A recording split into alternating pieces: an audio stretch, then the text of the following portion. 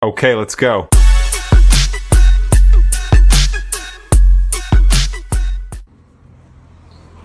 Alright, here we are with the 3500. First thing I'm going to do this bad boy is clean it up. Some dirt, some oil and stuff down in there, if you could see. Just some grime on it, whatever. It's been sitting for a while.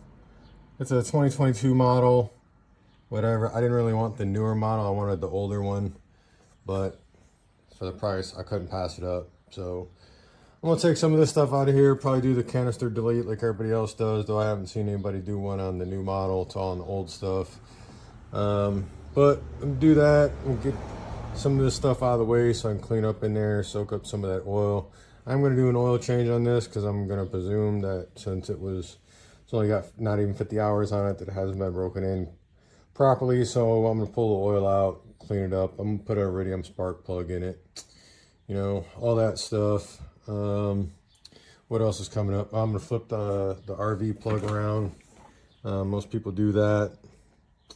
There's more videos on why if you don't know why. I'm gonna bypass the CO2 sensor so that if I run it in a box, it's not shutting off on me.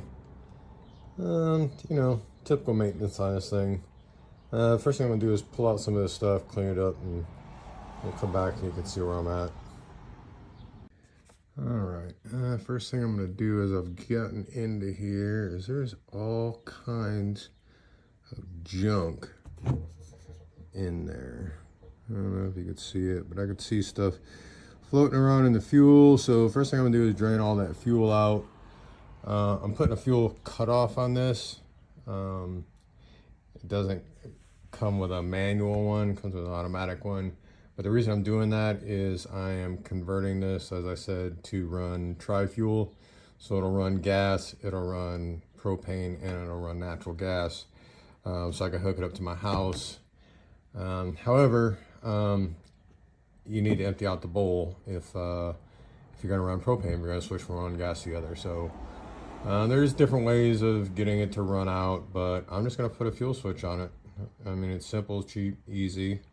And that's what we do here at Dude Shit. Simple, cheap, and easy.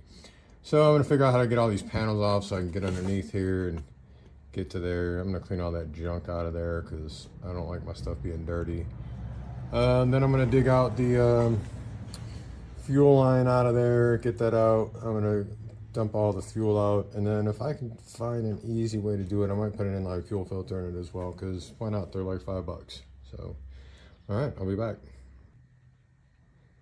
Alright, as you can see, I'm already taking it down more than most of the other videos you'll find out there.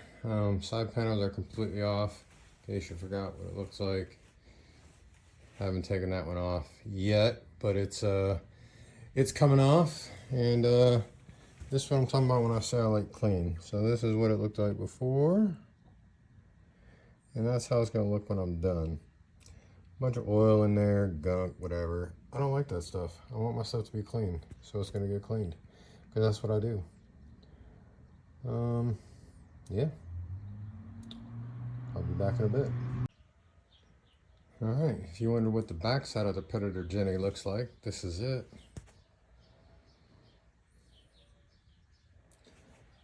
Connections, I think that's the CO2. Hooge there. I don't know, whatever, I'll figure it out. Like I said, I gotta get to the gas line. That was the whole reason for doing this. I'm gonna take the gas tank off, I think, and then just dump the tank out. Probably fucking rinse it because, like I said, there's shit floating in there. And, yeah, can't have that. So, stay tuned. Alright, well, if you're wondering what the Predator 3500 looks butt naked, this is it. So here's one of the things that I noticed. All of that is coming from the gas cap. So it looks like it was dropped in the dirt and then maybe buried twice and then they put it back together. But certainly that is what I'm seeing floating in my gas tank. And I don't want that. So I'm gonna drain the gas tank, like I said. I'm gonna clean this out. This was just from doing that. Like I took this outside and shaped it all out, And that's what I was doing when I tried to screw it back on. That stuff came out. So I'm gonna blow it out with some air and try to get all that crap out of there before I drain the tank, because I don't want that shit going back in. So here we go, a little pro tip for you. That is not Coca-Cola. That is my motor oil from the Jenny. I'm running it through some paper towel to see what, if any kind of shavings I got in there. So just a little contraption I made. I'm gonna hold that up. Usually put coffee filters in there, but I didn't have any, so paper towel is what you get. All right, quite happy with the amount of shavings that I found in the oil. There was none, so that's always good. The gas tank, on the other hand, was full of floaters, but they're gone now. Got that all taken care of. Gonna put an inline fuel filter in and an on-off switch. Gonna connect to the electric choke right there. When it's gonna come out of the tank, go to the on-off switch, come back, inline filter into the electric choke. Or the, yeah. So we'll see what happens.